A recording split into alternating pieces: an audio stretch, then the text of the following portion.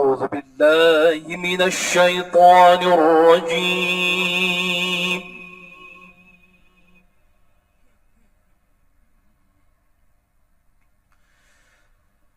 بسم الله الرحمن الرحيم.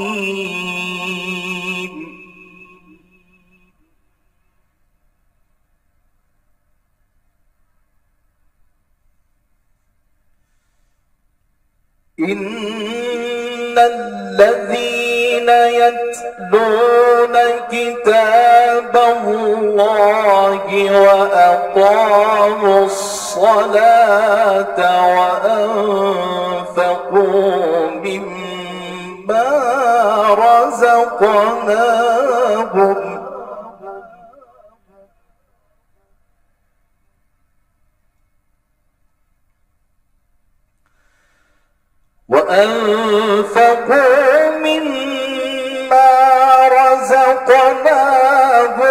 سرا وعلانية يرجون تجارة لن تبور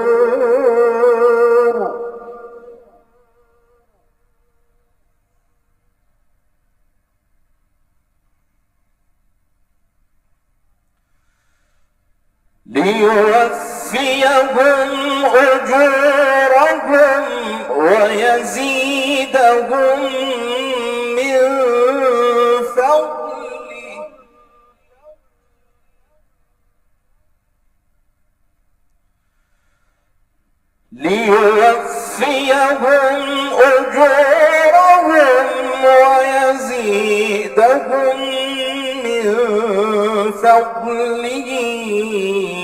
إنه غفور شكور.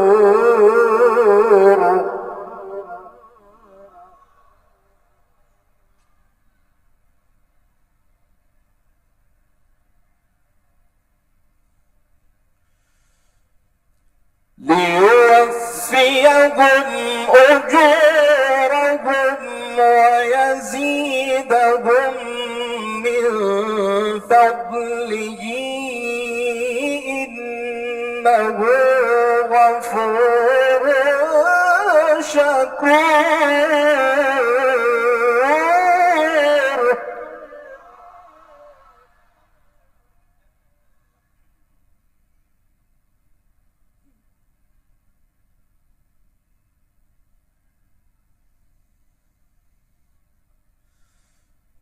إن الذين يتلون كتاب الله وأقاموا الصلاة وأنفقوا مما رزقناهم سرا وعلانية يرجون تجارة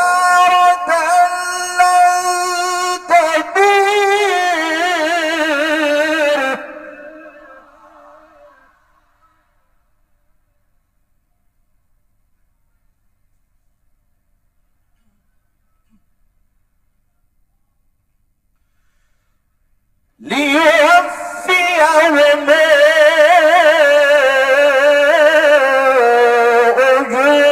أجورهم ويزيدهم من فضله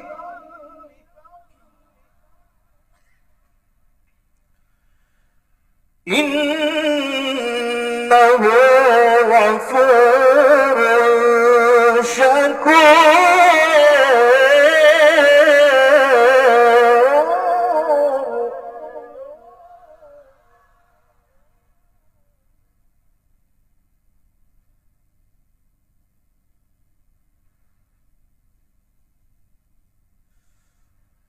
والذي أوحينا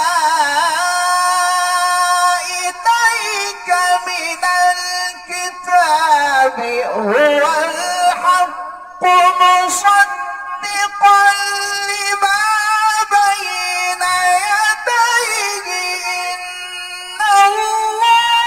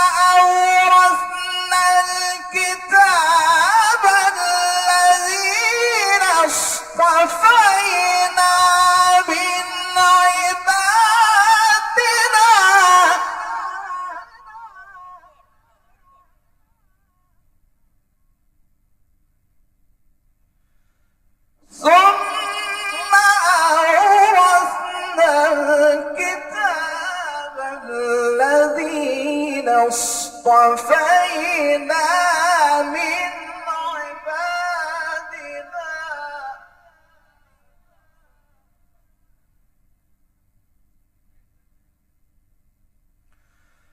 فمنهم ظالم لنفسه ومنهم مقتصد ومنهم سابق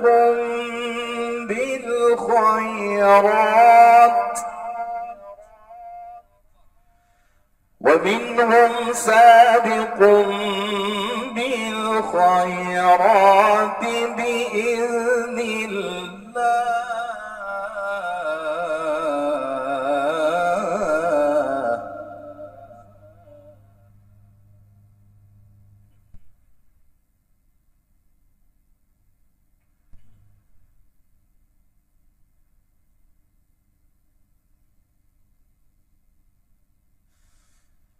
ثم أورثنا الكتاب الذين اصطفينا من عبادنا فمنهم ظالم لنفسه ومنهم مقتصد ومنهم سابق بالخيرات بإذن الله. الله أكبر.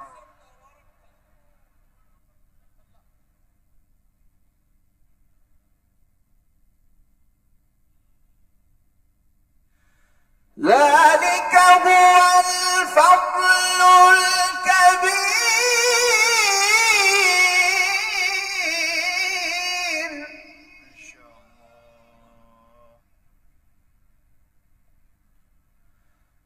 ثم أورثنا الكتاب الذين اصطفينا من عبادنا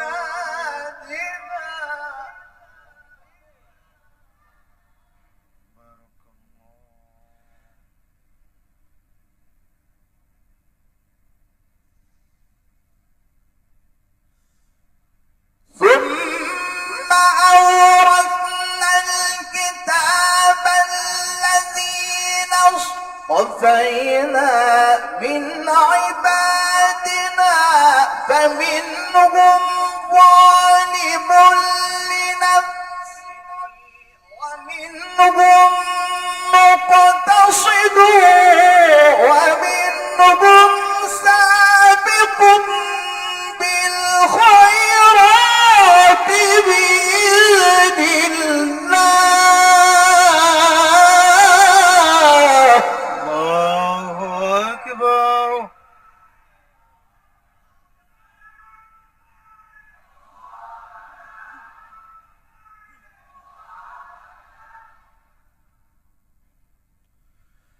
ذلك هو الفضل الكبير.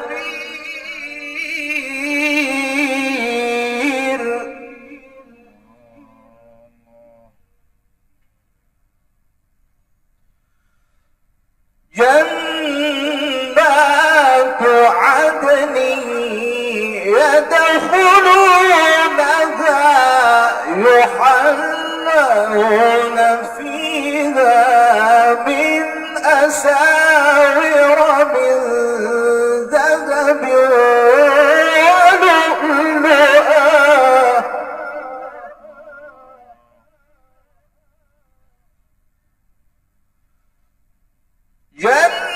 جنات عدن يدخلونها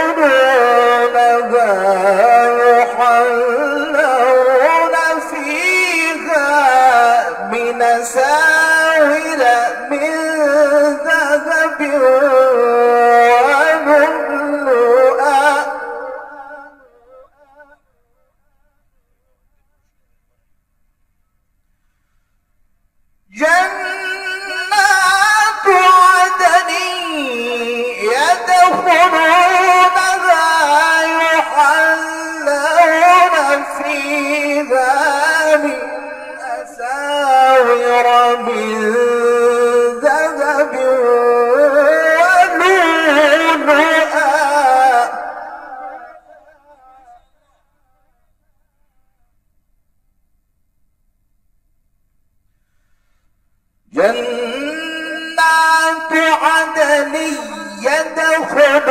يدخلونها يحلون فيها من أساور من ذهب ولؤلؤ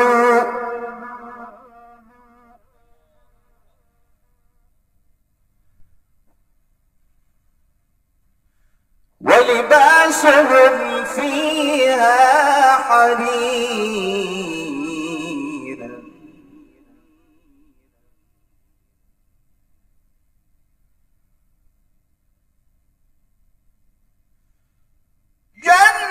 جنات عدن يدخلونها يحلون فيها من أساور من ذهب ولؤلؤ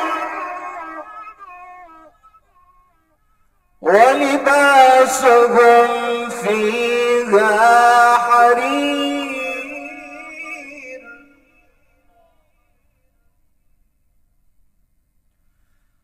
وقالوا الحمد لله الذي أذهب عنا الحزن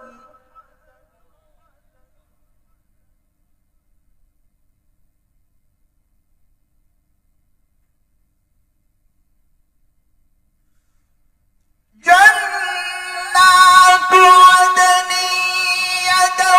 يدخلونها يحلون فيها من أساور من ذهب ولؤلؤا ولباسهم فيها حرير وقالوا الحمد لله الذي أذهب عنا الحزن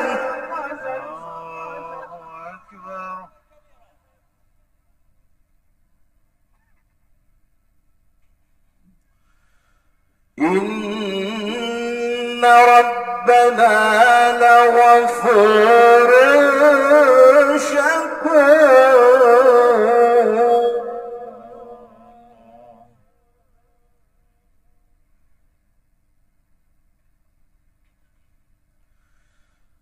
لا إله إلا الله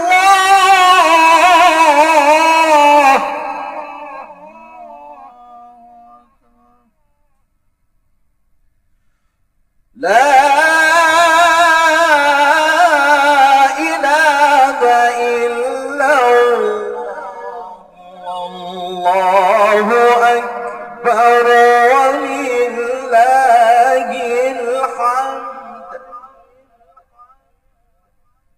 بسم الله الرحمن الرحيم اقرأ باسم ربك الذي خلق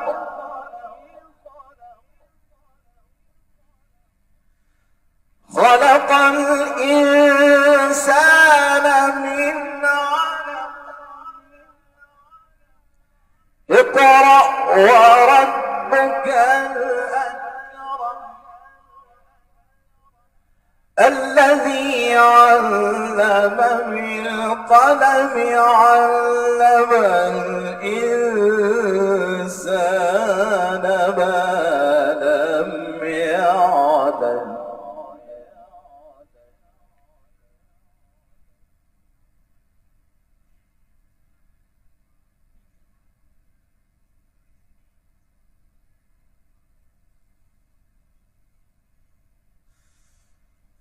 بسم الله الرحمن الرحيم اقرأ باسم ربك الذي خلق خلق الإنسان من علق اقرأ وربك الأكرم الذي علم بالقلم علم الإنسان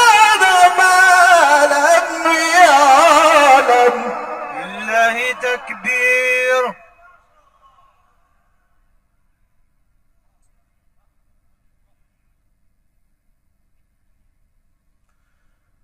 كلا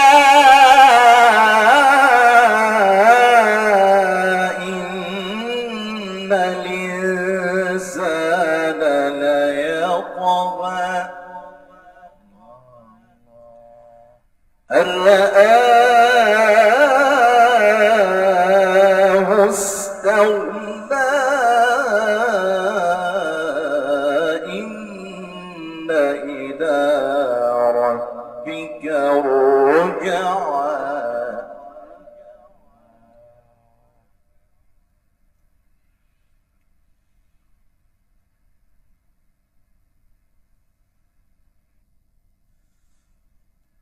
بسم الله الرحمن الرحيم. اقرأ باسم ربك الذي خلق. خلق الإنسان من علق. اقرأ الأكرم الذي علم بالقلم. علم الإنسان ما لم يعلم. الله أكبر.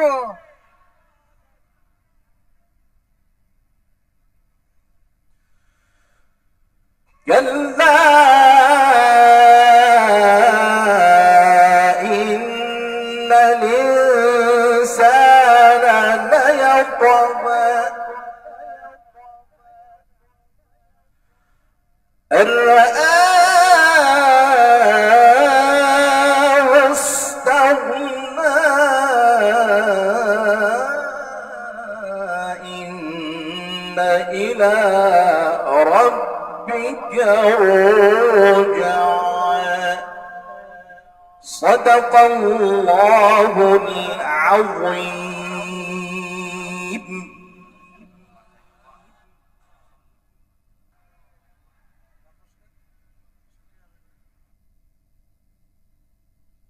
ما شاء الله.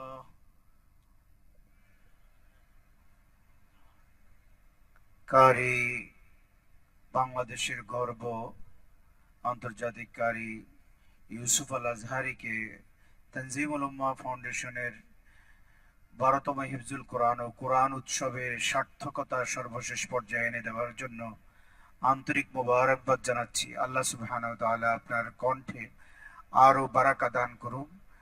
বারাকাল্লাহু ফি ইলমিকা ওয়া জুহদিকা ওয়া কারামিক। সম্মানিত অভিভাবকবৃন্দ, আমরা খুবই আনন্দিত। আমরা শায়েখের জন্য দোয়া করি আল্লাহ তাআলা যেন তার আরো যোগ্যতা বাড়িয়ে দেন। সবাই আমিন।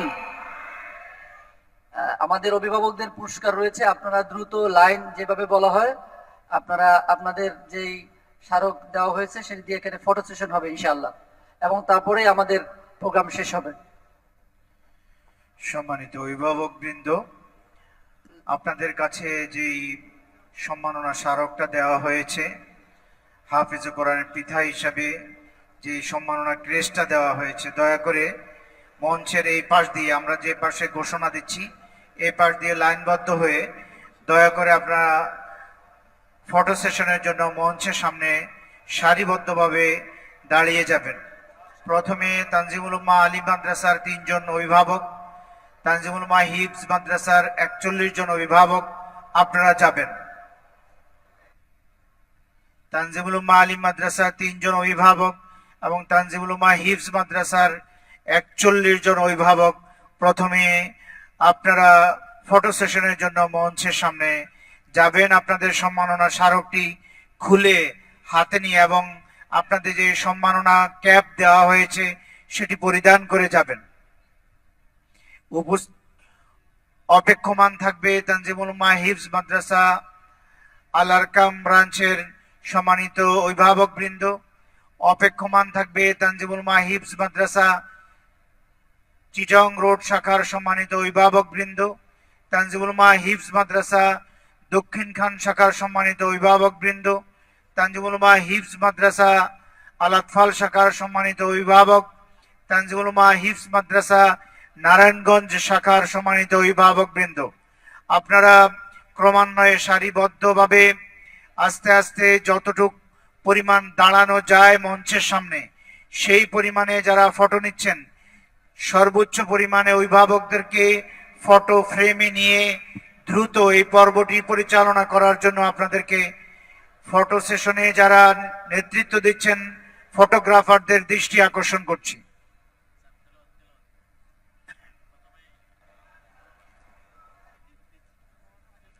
এরপরে আসবে তানজিমুল উলামা হিফজ মাদ্রাসা স্থায়ী ক্যাম্পাস, তানজিমুল উলামা হিফজ মাদ্রাসা নারায়ণগঞ্জ শাখা, তানজিমুল উলামা হিফজ মাদ্রাসা মিরপুর শাখা।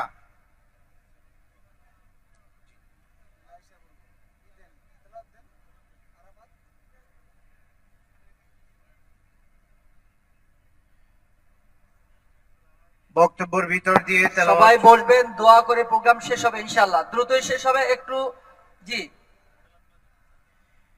তেলাওয়াত চলবে।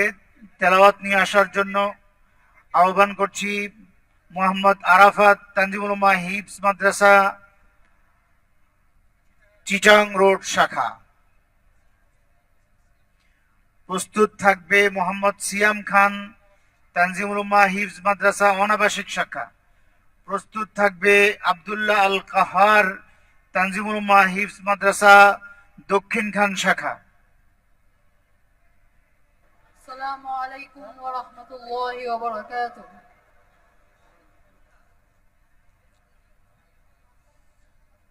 أعوذ بالله من الشيطان الرجيم. بسم الله الرحمن الرحيم.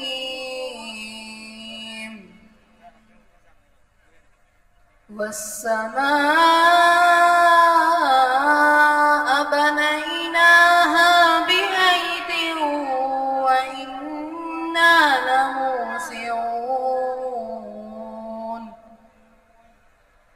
والأرض فرشناها فنعم الماهدون. ومن كل شيء خلقنا زوجين لعلكم تذكرون.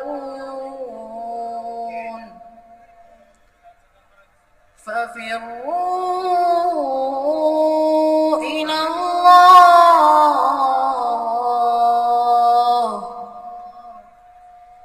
إني لكم منه نذير مبين. صدق الله العظيم. صدق الله العظيم. السلام عليكم ورحمة الله وبركاته. সম্মানিত উপস্থিতি, আপনারা দেখতে পাচ্ছেন যে আমাদের মাঝে উপস্থিত রয়েছেন বিশিষ্ট মিডিয়া ব্যক্তিত্ব।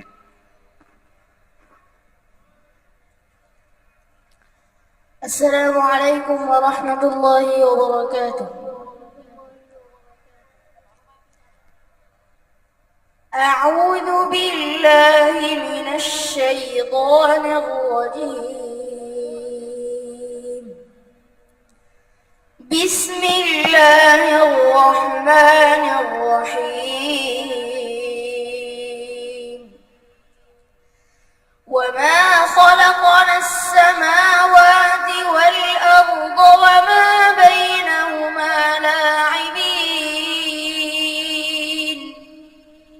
ما خلقناهما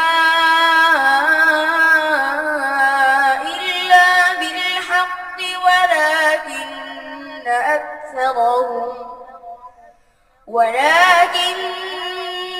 أكثرهم لا يعلمون. إن يوم الفصل ميقاتهم أجمعين. يوم لا يغني مولى عن مولى شيئا ولا هم ينصرون.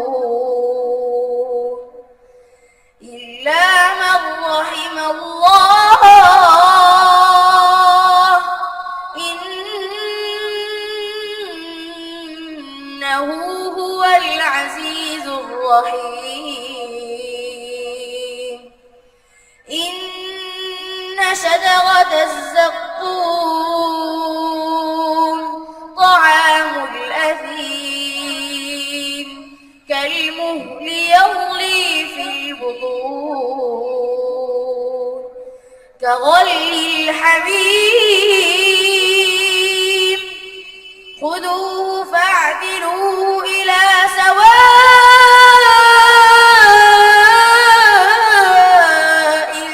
الجحيم ثم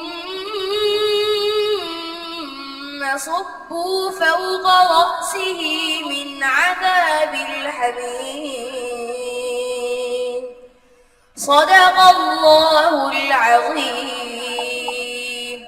السلام عليكم ورحمة الله وبركاته সম্মানিত সুধী মণ্ডলী, আমরা দেখতে পাচ্ছি আমাদের হাফেজে কোরআনদের গর্বিত পিতা।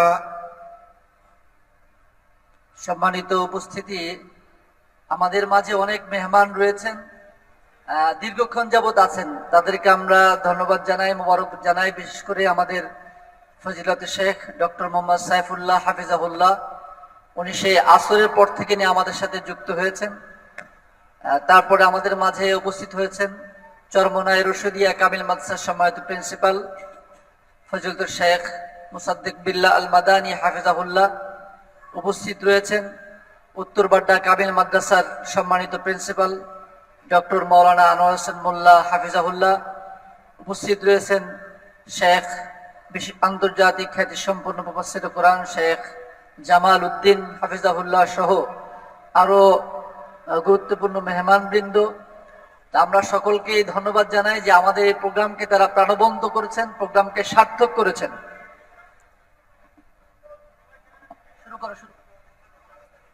السلام عليكم ورحمة الله وبركاته أعوذ بالله من الشيطان الرجيم بسم الله الرحمن الرحيم قد أفلح المؤمنون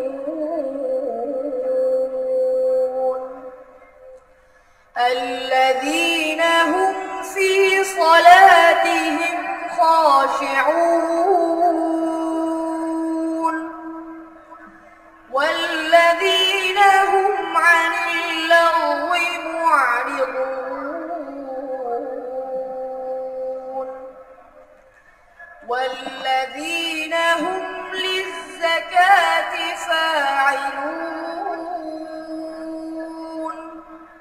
والذين هم لفروجهم حافظون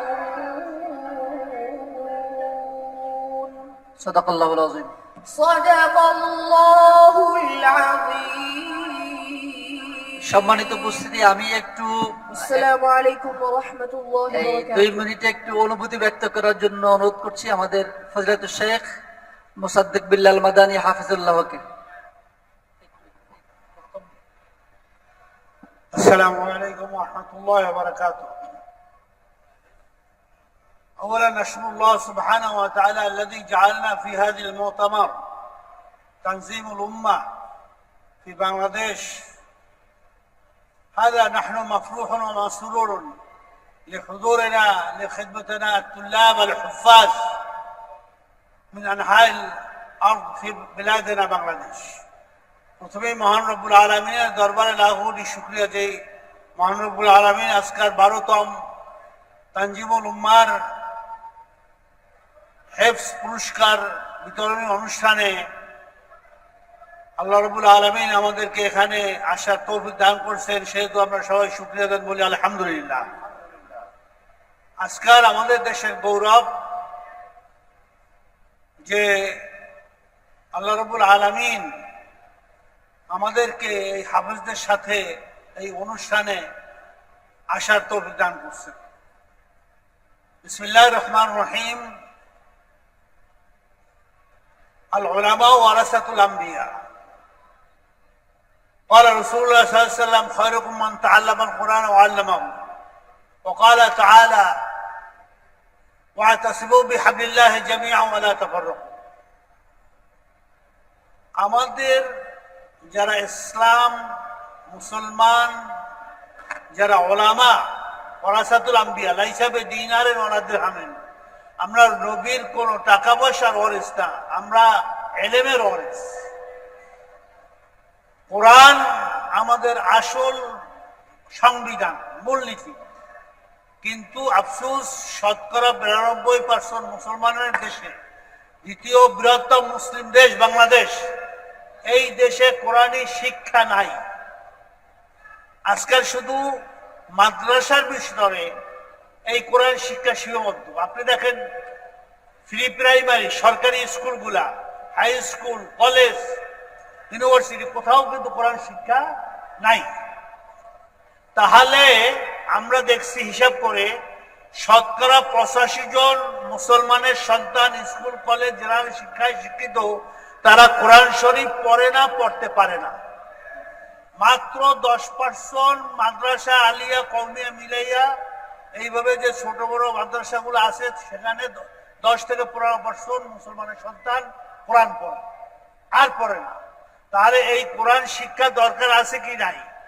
আজকাল দেখেন মধ্যপ্রাচ্য তুর্কি মালয়েশিয়া থেকে শুরু করে ব্রুনাই সমস্ত ইন্দোনেশিয়া থেকে শুরু করে সব দেশে বাধ্যতামূলক স্কুল কলেজ ইউনিভার্সিটি কোরআন শরীফ পড়তেই হবে কিন্তু আমরা দুর্ভাগ্য এই দেশের শাসক যারা আছে এদের মধ্যে যারা শিক্ষামন্ত্রী হয়েছে ডক্টর দীপুমণি থেকে শুরু করে বর্তমানে নওফেল চৌধুরী যে আছে দুর্ভাগ্য আমাদের জন্য যে কমিউনিস্ট এবং হিন্দুত্ববাদ শরীফের গল্প দ্বারা এই দেশের শিক্ষা ব্যবস্থাকে হিন্দুত্ববাদ এবং নাস্তিকতাবাদে তারা রূপান্তরিত করতেছে এই জন্য আমরা আলেমরা আমরা এক হইতেছি না আমরা যদি এক হইয়া এই শিক্ষা ব্যবস্থা নাস্তিকতার বিরুদ্ধে এই হিন্দুত্ববাদের বিরুদ্ধে যদি আমরা রুখে দাঁড়াই তাহলে এরা কোনোদিন এই দেশে স্কুল কলেজ ইউনিভার্সিটিতে এই হিন্দুত্ববাদ এবং এহুদিবাদ নাস্তিকতাবাদের শিক্ষা দিতে পারতো না কি ঠিক কিনা বলেন আমাদের ঐক্যবদ্ধ হতে হবে আজকাল এক হতে হবে যে এই দেশেও ঠিক স্কুল কলেজ প্রি প্রাইমারিতে বাধ্যতামূলক কোরআনী শিক্ষা দিতে হবে যেটা আজকাল স্মারকের প্রস্তাবে আমি দেখছি এখানে লেখা আছে যে প্রস্তাবের ভিতরে যে সব জায়গায় আমাদের কোরআনী শিক্ষা বাধ্যতামূলক করতে হবে আজকাল এই তানজিমুল উম্মাহ স্মারকের ভিতরেও আছে আমি বলতে চাই যে আমার শেষ কথা আসুন কোরআনী শিক্ষা যার ভিতরে নাই যার ভিতরে কোরআন নাই সে মানুষই না উলাইকা কাল আনআম বাল হুম আদল এগুলো চতুষ্পদ জানোয়ারের চেয়ে খারাপ আজকাল নাস্তিক তৈরি হইতেছে ঢাকা ইউনিভার্সিটিতে নর্থ সাউথ ইউনিভার্সিটিতে ব্র্যাক ইউনিভার্সিটিতে এগুলা মুসলমানের সন্তান কিন্তু কোরআন পড়ে না কোরআন জানে না কোরআনের শিক্ষা না থাকার কারণে আজকে এগুলো নাস্তিক হইতেছে ইসলাম বিরোধী ইসলাম বিদ্বেষ হইতেছে এগুলাকে নিস্তেরাবুদ করার জন্য আমাদেরকে যা কিছু আছে আমাদের শিক্ষার মাধ্যমে শত্রু যেভাবে আসে মোকাবেলাও সেভাবে করতে হবে আমাদেরকে কোরআনী শিক্ষায় শিক্ষিত হয়ে এদের মোকাবেলা করতে হবে এবং আমাদের সন্তানদেরকে তায়েফ ইন্তেকালের মতো আপনার সেই তুর্কির যে প্রেসিডেন্ট সেও কিন্তু কোরআনের হাফেজ সে প্রেসিডেন্ট এইভাবে এই হাফেজ যারা হয়েছে এদেরকেও আমাদের বিসিএস দেওয়াইতে হবে এদেরকেও বিভিন্ন জায়গায় বিভিন্ন উচ্চ পদে বসাইতে হবে যাতে করে এরা যেন রাষ্ট্র পরিচালনা করতে পারে জাল হক ওয়া যাকাল বাতিল ইন্নাল বাতিলা কানা যাহুকা অন্ধকার যাবে না যতক্ষণ পর্যন্ত আলো না আসবে কোরআনের আলো যতদিন না আসবে ততদিন এদেশে ইসলামী শাসন হবে না আসুন আমরা সবাই মিলে এক হয়ে এই তানজিমুল উম্মাহর সাথে একাত্মতা ঘোষণা করে আমরা এই দেশ থেকে নাস্তিকতাবাদ বেদাত শিরককে উৎখাত করে দেশে ইসলামী শাসন কায়েম করি আল্লাহ রাব্বুল আলামিন সেই তৌফিক দান করেন আমা আলাইনাল বালাগ এবং তানজিমুল উম্মাহর যারা পরিচালনা চেয়ারম্যান সহ সবাইকে ধন্যবাদ দিয়ে আমাদেরকে দাওয়াত দেওয়ার জন্য আবার ধন্যবাদ দিয়ে এখানে শেষ করি আসসালামু আলাইকুম ওয়া রাহমাতুল্লাহ সবাই বসেন দোয়া হবে সবাই বসেন এই স্টুডেন্ট যারা যেখানে আছে বসো দোয়া হবে স্টুডেন্টরা বসো সবাই দোয়া হবে আমি 2 মিনিটে ডক্টর সাইফুল্লাহ স্যারকে একটু সালাম আনোয়ার সাইফুল্লাহ ভাই 2 মিনিট একটু 2 মিনিট জি একটু সালাম দিন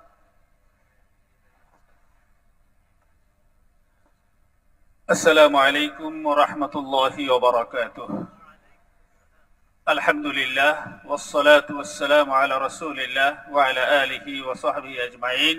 يقول الله تبارك وتعالى: إن هذا القرآن يهدي للتي هي أقوم ويبشر المؤمنين الذين يعملون الصالحات أن لهم أجرا كبيرا. صدق الله العظيم. তানজিমুল উম্মাহ ফাউন্ডেশন কর্তৃক আয়োজিত এই কোরআনে কারীমের হাফেজ যারা, এই হাফেজ কোরআনদের সম্বর্ধনা অনুষ্ঠান এবং এই কোরআন অ্যাওয়ার্ড, কোরআন মেলার এই বিশাল আয়োজনের এই শেষ মুহূর্তে আমি আল্লাহ তাআলার দরবারে শুকরিয়া আদায় করছি যে আল্লাহ রাব্বুল আলামিন এই শত শত হাজার হাজার সন্তানদেরকে, হাজার হাজার ছেলে মেয়েদেরকে আল্লাহ রাব্বুল আলামিনের এই কোরআন শিক্ষা দানের জন্য তানজিমুল উম্মাহ ফাউন্ডেশনকে তৌফিক দান করেছেন। কালিমাতুশ শুকর আদায় করছি, আলহামদুলিল্লাহ। আপনারা অভিভাবকবৃন্দ যারা এসেছেন, আমি আপনাদেরকে এই কথাটুকু আশ্বস্ত করতে চাই যে আপনারা আমাদের দেশের সৌভাগ্যবান অভিভাবকদের মধ্যে অন্যতম। আপনাদের সন্তানরা এমন শিক্ষা লাভ করেছে যেটা পৃথিবীর সর্বশ্রেষ্ঠ শিক্ষা। কোরআনের শিক্ষার চেয়ে বড় শিক্ষা আর পৃথিবীতে নেই। রাসূল সাল্লাল্লাহু আলাইহি ওয়াসাল্লাম নিজেই বলেছেন, খায়রুকুম মান তাআল্লামাল কুরআনা ওয়া আল্লামা।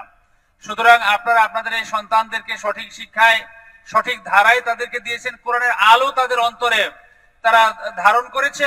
এখন এই আলোকে বিকশিত করার জন্য তাদেরকে আরো সামনে ইতিবাচক লেখাপড়ার দিকে এগিয়ে যেতে হবে, তাদের ক্যারিয়ার গঠন করতে হবে, তাদেরকে ভালো মানের ইসলামী শিক্ষায় শিক্ষিত করে অত্যন্ত দক্ষ, যোগ্য মুফাসসিরে কোরআন, দক্ষ ইসলামী স্কলার হিসেবে তাদেরকে তৈরি করতে হবে ইনশাআল্লাহ।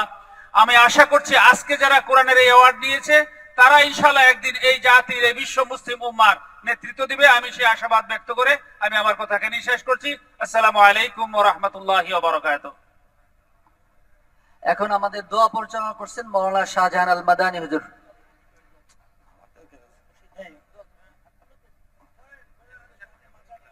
اللهم آمين.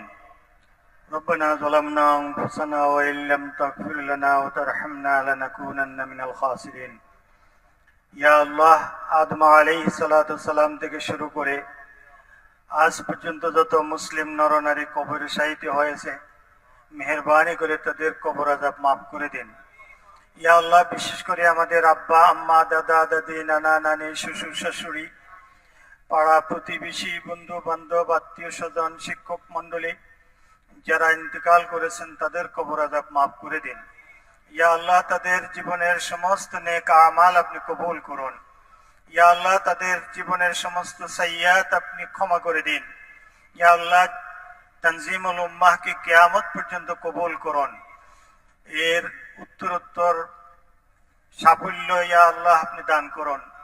ইয়া আল্লাহ, যারা পরিচালনা পরিষদে আছে তারা সবাই যেন আরো শ্রম এবং মেধা দিয়ে এই কাজকে আরো ত্বরান্বিত করতে পারে, সেই তৌফিক তাদেরকে দান করুন। ইয়া আল্লাহ, আমাদের সবাইকে আপনার খাস বান্দা হিসেবে কবুল করুন। সুবহানা রাব্বিকা রাব্বিল ইজ্জাতি আম্মা ইয়াসিফুন ওয়া সালামুন আলাল মুরসালিন আলহামদুলিল্লাহি রাব্বিল আলামিন। সকল দায়িত্বশীলবৃন্দ, তাদের ডেলিগেট তারা যেন সুন্দরভাবে যেতে পারে তার ব্যবস্থা করবেন। বিভাগীয় দায়িত্বশীলগণ তারা সমস্ত কাজ শেষ করে তারপরে যাবেন। তানজিমুল উম্মাহ ফাউন্ডেশনের পক্ষ থেকে সকলকে, বিশেষ করে প্রোগ্রাম বাস্তবায়নে যারা সহযোগিতা করেছেন প্রত্যেককেই ধন্যবাদ এবং মোবারক জানাচ্ছি। একটি গাড়ির চাবি পাওয়া গিয়েছে, একটি